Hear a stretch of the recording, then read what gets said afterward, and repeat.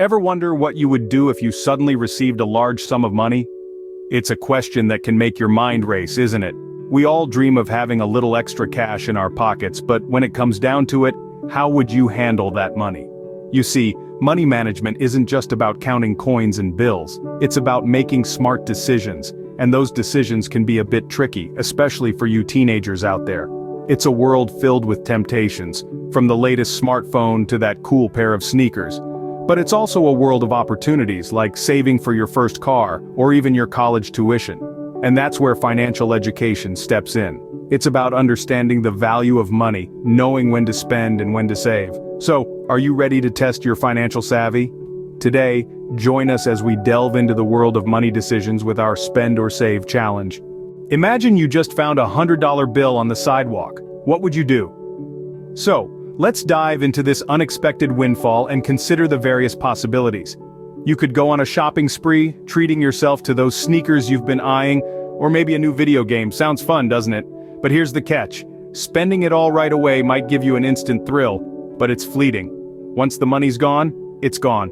And those sneakers, they'll wear out eventually. The video game, you'll finish it, and then what? Now what if you decide to save it?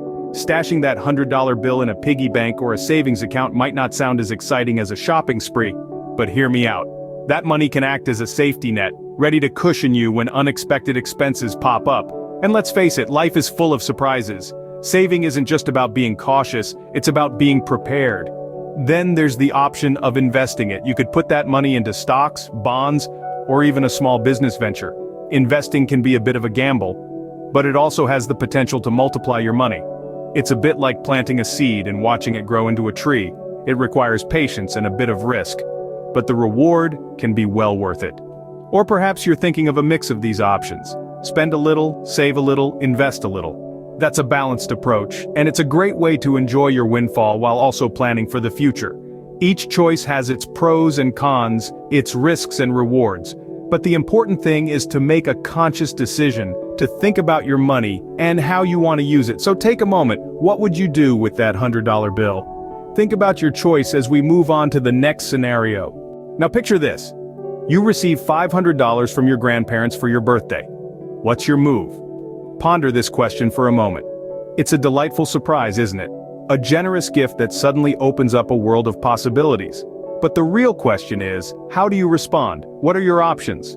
Here's the thing, you could rush out and spend that money on something you've been craving. A new video game console, perhaps? Or maybe those slick sneakers you've had your eye on for months. It's your birthday money after all. You're entitled to treat yourself, right? Well, sure you can. But before you do, consider the alternative. What if, instead of spending that money now, you decide to save it? It may not sound as exciting, but hear me out. Saving money can also mean investing in your future. Maybe it's towards your first car, college tuition, or even a startup business idea. It's about not just thinking of the present, but also the future. It's about understanding the value of delayed gratification. That's a fancy term for resisting the urge to spend money now in order to benefit from it later.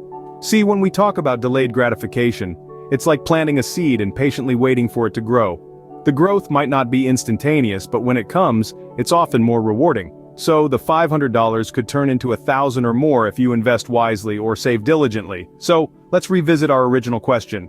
You got $500 in your hand. Do you spend it now or save it for later? What's your move? Remember, there's no right or wrong answer here.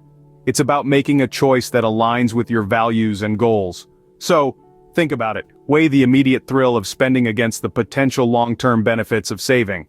Hold on to your choice as we dive into our final scenario. Lastly, imagine you've been working a part-time job and you receive your first paycheck of $1,000. How would you allocate this money?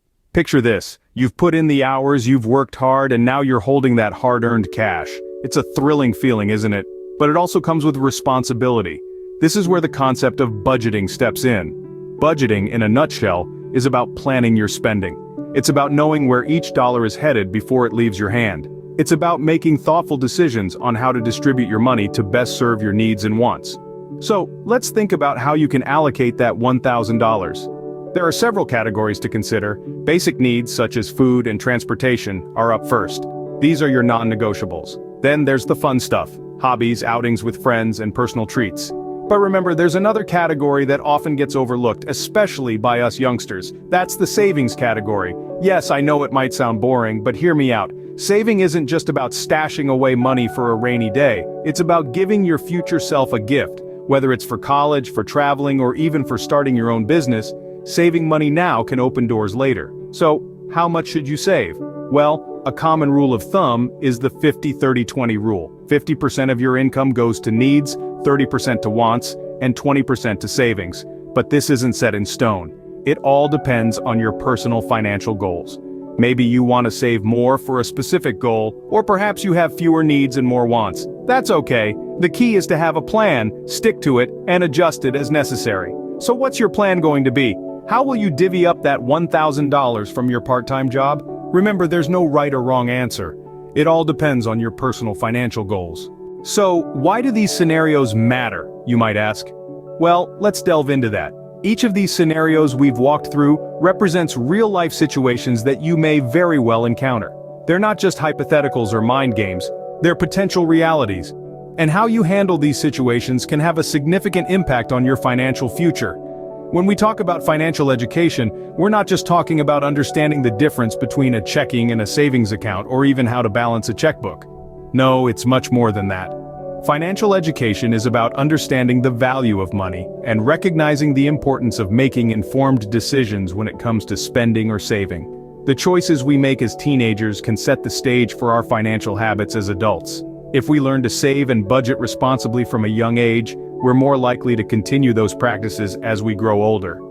Conversely, if we're reckless with our money during our teenage years, we could potentially establish patterns of poor financial decision-making that are difficult to break. But it's not just about saving for the sake of saving. It's about understanding the power of money and the freedom and security it can provide when managed correctly.